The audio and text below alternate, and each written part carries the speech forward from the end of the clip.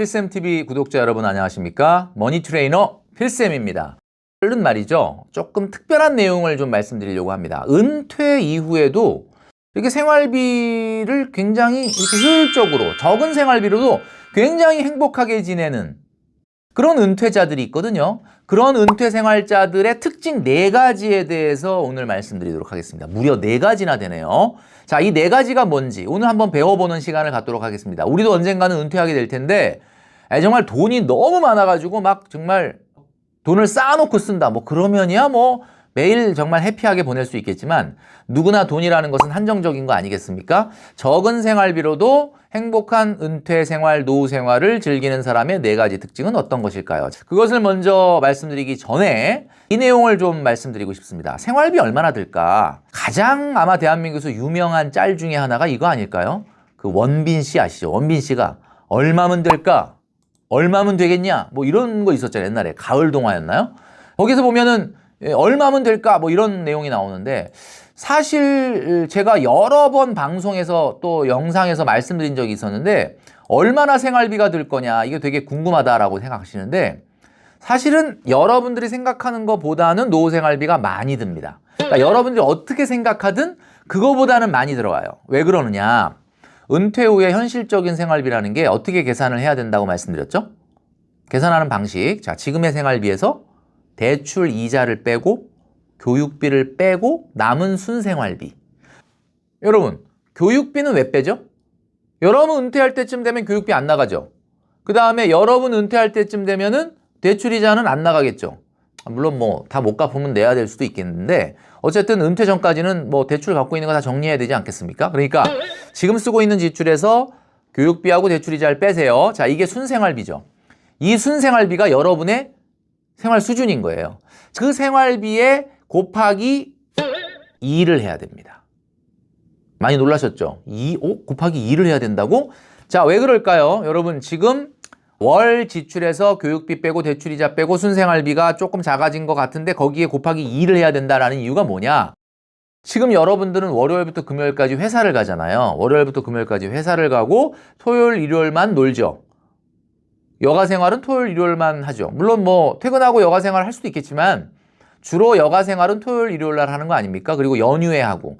그러면서도 쓴 생활비가 이 정도 쓰고 있는데 그럼 여러분들이 만약에 은퇴를 한다면 물론 요즘 뭐 완전한 은퇴를 하기는 좀 어려우니까 뭐 월요일부터 금요일까지 뭐 완전히 논다 이러진 않겠지만 그래도 풀타임 잡을 하던 현역 때보다는 좀 적은 그 일을 할 거 아닙니까? 그러면 월요일부터 금요일까지 회사 가던 사람이 월요일부터 금요일까지 회사를 안 가면 어떻게 되는 겁니까? 그 시간에 또 여가 생활을 해야 되는데 지금의 생활비로 감당이 되겠습니까? 월요일부터 넷플릭스만 보면서 그냥 집에 있을 수는 없잖아요. 이게 안 되는 거거든요. 그러니까 여러분 중요한 거는 생각보다는 순생활비에 곱하기 2배 정도 든다. 자, 1930년대에서 40년대생 우리 필쌤TV 구독자 여러분들의 할머니, 할아버지 세대 정도가 되지 않을까요? 1930년, 40년대생 분들은 일제강점기도 어쩌면 겪었고 6.25 한국전쟁도 겪었습니다. 그러니까 이분들은 그냥 뭐 인생에서 하여튼 뭐 힘든 건 다 겪었어. 배고픔, 헐벗음, 추위, 더위, 뭐 무슨 뭐 옛날에 무슨 난방시설이 있었습니까? 뭐 에어컨이 있었습니까? 아니면 밥을 제대로 먹기를 했습니까? 진짜 뭐 인생에 어마어마하게 많은 고통들을 겪었던 세대, 이런 세대들이 같은 경우는 지금 한 달에 한 100만 원만 있어도 아유 그냥 노후에 편안하지. 막 옛날 생각을 해봐 이런 말 많이 하잖아요. 어른들이 옛날 생각해봐 이거 진짜 이거 지금 천국이지 이러면서 지냈죠. 그리고 그분들은 굉장히 어려움을 많이 겪었지만 또 좋은 점이 뭐냐면 잘 사는 사람이 없었어 그때는. 뭐 나도 굶냐 너도 굶는다. 뭐 너도 굶냐 나도 굶는다. 뭐 다 같이 힘드니까 힘든 거가 표를 낼 수가 없는 거야. 왜 나만 힘든 게 아니니까. 근데 최근에는 어떻습니까? 막 부자들이 막 보이잖아요. 요즘 막 보면은. 그러니까 요즘은 뭐 배 고파서 힘든 거보다는 배 아파서 힘든다 뭐 이런 얘기가 있지 않습니까? 그런데 여러분 우리 필쌤TV 구독자 여러분들 같은 경우는 아마 모르긴 몰라도 대부분이 1970년대 80년대 이후에 태어난 분들일 거란 말이에요. 그렇다면 1980년대 이후에 88 올림픽 그 이후에 얼마나 대한민국이 경제적으로 성장을 했습니까? 그러니까 사실 뭐 밥을 굶는다라는 건 뭐 상상도 못하고 부잣집이나 가난한 집이나 할 것 없이 그래도 어쨌든 기본적인 생활은 다 우리 부모님들이 해주셨잖아요. 그러니까 우리의 생활비 안에는 지금 먹고 사는 문제보다는 문화, 레저 비용이 많이 차지하게 되어 있어요. 그러니까 여러분들 노후 생활비라는 것 자체가 굉장히 많이 들어갈 수밖에 없다는 겁니다. 자, 근데 돈이라는 게 참 희한한 게 돈이라는 게 같은 돈인데 느낌이 달라. 예를 들면 10만 원이다. 같은 돈이라도 효용이 다르다. 예를 들면 한 8살 먹은 조카애한테 10만 원 줘봐요. 지난 추석 때 만약에 10만 원, 8살 꼬마한테 10만 원 주면 걔가 돈 모를 것 같아? 걔도 알거든요? 10만 원 주면 막 까무라치는 거야. 너무 좋아서. 12살한테 10만 원 줘봐. 야, 얘도 뭐 그냥 엄청난 거야. 15살한테 줘도 어마어마합니다. 그런데 대학생한테 10만 원 주면 아유 고맙다고는 하는데 막 8살, 12살, 15살 애들만큼 좋아하진 않아요. 왜냐하면 대학생들은 10만 원을 금방 쓰거든요. 그러니까 이 10만 원이라는 돈이 30세, 40세한테 한창 돈 벌 때는 효용이 낮은 거야, 가치가. 근데 이때 효용이 낮았는데 이걸 만약에 할머니, 할아버지한테 드려보세요. 70세, 80세인 할머니, 할아버지한테 10만 원 드리면 아마 8살 꼬마가 좋아하는 것만큼 좋아합니다. 그러니까 이게 똑같은 10만 원인데 나이에 따라서 느끼는 게 다르다라는 거거든요. 근데 뭐가 문제냐? 1970년대, 80년대 태어난 분들 같은 경우는 뭐가 문제냐면 1970년대, 80년대 태어난 분들은 나이를 먹어도 돈의 효용이 안 올라가요. 지금 1930년대, 40년대생 분들 할머니, 할아버지한테 10만 원 드리면 용돈 10만 원 드리면 그냥 100만 원처럼 기뻐하시는데 지금 50대, 60대가 만약에 60대, 70대, 80대 됐을 때 10만 원은 효용이 옛날에 40대, 50대 받았던 10만 원하고 똑같아. 그러니까 그 얘기는 무슨 얘기냐면 나이 먹어도 돈을 많이 쓴다는 거예요. 그래서 제일 좋은 노후 준비라는 것은 돈이 효용이 낮을 때 잘 세이브했다가 효용이 높을 때 꺼내 쓰면은 굉장히 좋겠죠. 그죠? 제가 좋아하는 그 팝송 중에 Time in a Bottle이라는 노래가 있습니다. 여러분 아실런지 모르겠는데 Time in a Bottle 되게 오래된 노래라서 아마 1960년대인가 70년 거 같은데 그때 나온 노래야. 굉장히 올드팝입니다. 이 노래를 아마 짐 크로스라고 하는 가수가 불렀는데 한번 들어보시기 바랍니다. 굉장히 노래가 좋아요. 근데 가사가 Time in a Bottle, Time in a Bottle. 그러니까 뭐냐면 병 속의 시간. 이 내용이 이런 겁니다. 병 속의 시간을 담아서 저장할 수 있다면 나는 거기다가 시간을 저장했다가 내가 정말 사랑하는 당신만을 위해서 꺼내 쓰겠다. 이런 얘기예요. 왜냐하면 시간이라는 건 잡을 수가 없잖아. 그런데 만약에 내가 시간을 담아둘 수 있다면 병 속에 담아놨다가 나중에 당신을 위해서만 쓰겠다. 뭐 이런 내용이에요. 참 멋있죠? 저는 그래서 야, 이 서양 사람들 생각이 참 멋있구나 라고 생각을 했는데 사실 알고 보니까 이게 동양에 먼저 있었어. 그것도 대한민국, 조선시대에 있었어요. 자, 뭐냐면 황진이 시조입니다. 황진이 시조에 보면 이런 거 있거든요. 여러분 기억나실지 모르겠는데 동짓달 기나긴 밤 한 허리를 버여내요. 이런 시 있잖아요. 춘풍 니불 아래 서리서리 넣었다가 어론님 오신 날 밤이어든 구비구비 펴리라. 뭐 이런 시조가 있습니다. 이게 뭐냐면 아까 타임 인 어 버트라고 똑같아. 시간을 아까는 그 병에다 담았는데 황진이는 이불 속에다 담아놔요. 동짓달 기나긴 밤이라는 게 뭐예요? 님이 없는 밤이야. 그러니까 님이 없으니까 얼마나 심심해. 그리고 얼마나 가치 없는 무가치한 시간이야. 근데 이 시간이 흘러가는 게 아까운 거야. 그러니까 이 동짓달 긴 밤에 시간을 그냥 뚝 잘라가지고 이불 안에다가 탁 세이브 해놨다가 어론님 오신 날 밤. 야, 어론님 오신 날 밤은 진짜 이게 엄청나게 한시가 아까운 시간이잖아요. 굉장히 효용이 높은 시간에 정말 꺼내서 쓰면 좋겠다. 이런 내용이거든요. 그러니까 여러분, 지금 우리가 지내고 있는 이 시간은 어떻게 보면 효용이 우리가 지금 돈 10만 원 우습게 알잖아요. 이게 20년, 30년 후에 나는 이 돈 10만 원 때문에 죽고 살 수도 있는 거야. 그러니까 이거를 잘 세이브했다가 효용이 아주 높아졌을 때 쓰자라는 이제 내용인데 우리가 황진이 시조를 보면서 제가 그걸 느꼈는데 제가 이제 오늘 4가지 말씀드린다고 아직 4가지가 안 나왔습니다. 빨리 얘기해야 될 것 같은데 4가지. 과연 돈을 효율적으로 쓰면서 노후 생활을 행복하게 하는 사람들의 4가지 특징이 뭘까? 자, 지금부터 말씀드리도록 하겠습니다. 첫 번째, 돈을 똑같은 돈인데 굉장히 효율적으로 쓰는 사람, 적게 쓰면서도 행복한 노후 생활을 보내는 사람은 첫 번째 특징이 바로 이겁니다. 건강에 시간을 투자한다라는 거죠. 건강에 시간을 투자한다. 이게 무슨 말이냐? 건강하게 되면은 체력이 뒷받침되게 되면은 어디 가서 생계형 경제 활동을 더 하진 못하더라도 사회 활동을 왕성하게 하기 때문에 소비도 줄고 그러니까 같은 시간에 조금 더 적은 돈을 쓰고도 굉장히 왕성하게 활동을 한다. 그리고 사실 건강이 뒷받침돼야만 경제활동도 연장할 수 있는 거 아니겠습니까, 여러분? 그죠? 그러니까 가장 중요한 게 건강에 시간을 써. 근데 솔직히 저도 요 부분은 제가 좀 창피해요. 제가 건강에 시간을 못 쓰고 있거든요. 뭐 러닝을 하든 자전거를 타든 뭐 아니면 근육 운동을 하든 얼마 전에 그 한 의사 선생님이 방송에 나와서 이런 얘기 했었거든요. 이게 보니까 1kg 근육의 그 경제적 가치가 1,300만 원이다 그러더라고요. 나이 들수록 근육이 생기는 것이 얼마나 나중에 의료비를 절약하고 내가 또 왕성하게 사회활동을 할 수 있는지를 가늠하는 시금석이다. 이런 이야기를 하시면서 근육 1kg이 1,300만 원의 가치가 있다라는 거. 정말 공감되는 얘기 아닙니까? 똑같은 돈이라도 노후를 행복하게 보내는 사람의 첫 번째 특징은 바로 건강에 시간을 쓰는 사람이다라는 이야기입니다. 두 번째를 말씀드리도록 하겠습니다. 두 번째는 뭘까요? 두 번째는 제가 한번 전 영상을 통해서 말씀드린 적이 있었죠. 어떤 우리가 투자를 할 때 가장 중요한 게 최소한 요구되는 요구 수익률이 있다 그랬죠. 그게 뭐였어요? 예금금리였습니다. 예금금리. 어떤 투자를 하더라도 예금금리보다는 더 나와야 되는 거 아닙니까? 그런데 내가 노후에 그 아깝게 정말 국민연금, 그 다음에 뭐 퇴직연금, 또 그 다음에 내가 준비해 준 거에서 그냥 해가지고 생활하는데 그 비용 중에 일부가 주거 비용으로 나간다. 그럼 얼마나 아까워.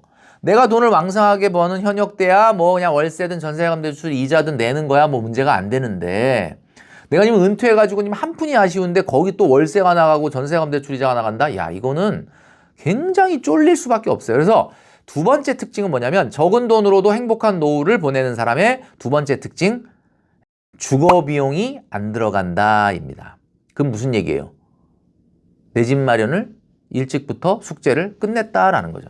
내 집에서 내가 노후 생활을 한다라고 하면 주거 비용이 일단 안 들어가지 않습니까? 그러니까 얼마나 마음 편해. 그런데 노후에도 내가 이사 다니면서 또 월세, 반전세, 또 전세, 이자 이런 거 낸다라고 하면 이거는 마음이 편하게 노후 생활을 할 수가 없는 거예요. 그래서 두 번째, 절대로 주거 비용이 안 들어간다라는 겁니다. 안 들어가도록 준비해야 돼. 첫 번째 특징 뭐였죠? 건강에 시간을 쓴다. 두 번째 뭐였죠? 주거 비용이 안 들어가도록 내 집 마련을 일찍 끝냈다. 자, 이게 두 번째 특징입니다. 보도를 보니까 65세 이상 취업자 수가 대한민국이 394만 명이래요. 65세 이상 취업자. 와, 대단하지 않습니까? 이게 지금 조선일보 9월 20일자 보도 내용인데 사상 처음으로 청년층을 추월했어요.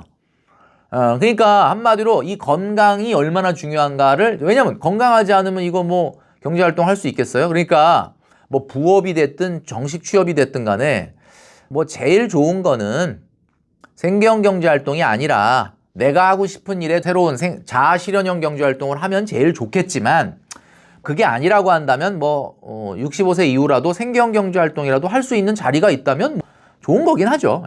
어쨌든 여러분 새로운 도전을 시도할 필요가 있다라는 이야기입니다.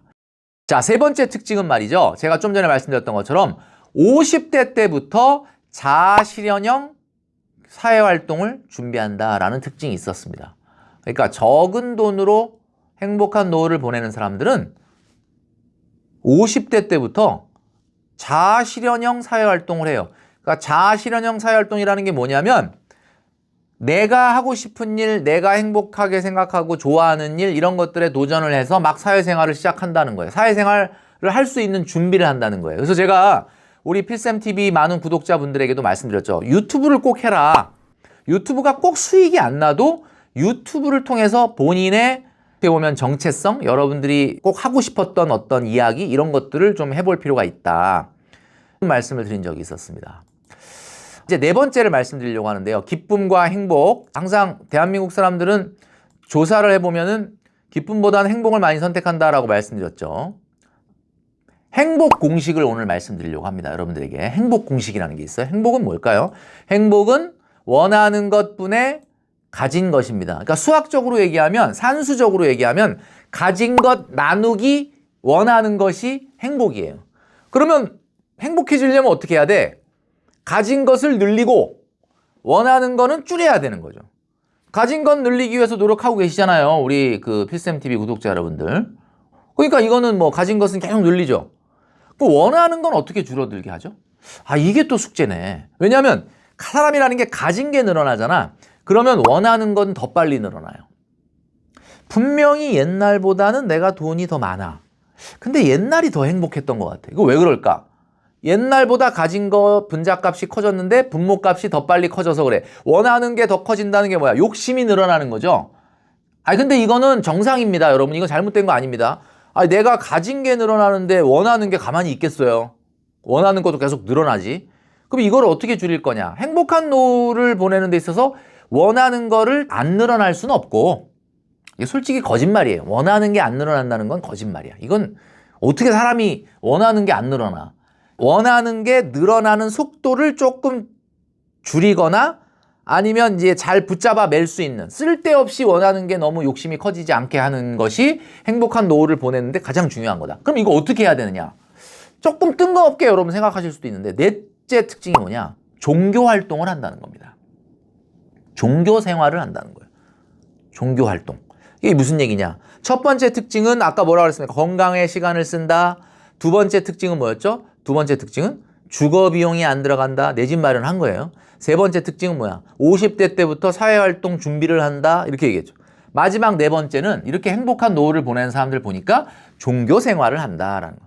종교 생활, 그러니까 갑자기 제가 신앙적인 측면에서 여러분 말씀드리는 게 아닙니다. 신이라는 게 그렇게 믿어진다는 게 쉬운 건 아니거든요. 그거는 뭐 누가 인위적으로 한다고 되는 건 아닌데, 저는 말씀드리고 싶은 게 뭐냐면, 뭐 절에 가든 성당에 가든 교회에 가든 문화적으로 접근을 해보라는 거예요. 인류 사회가 가장 오래된 문화 생활이 종교 활동입니다.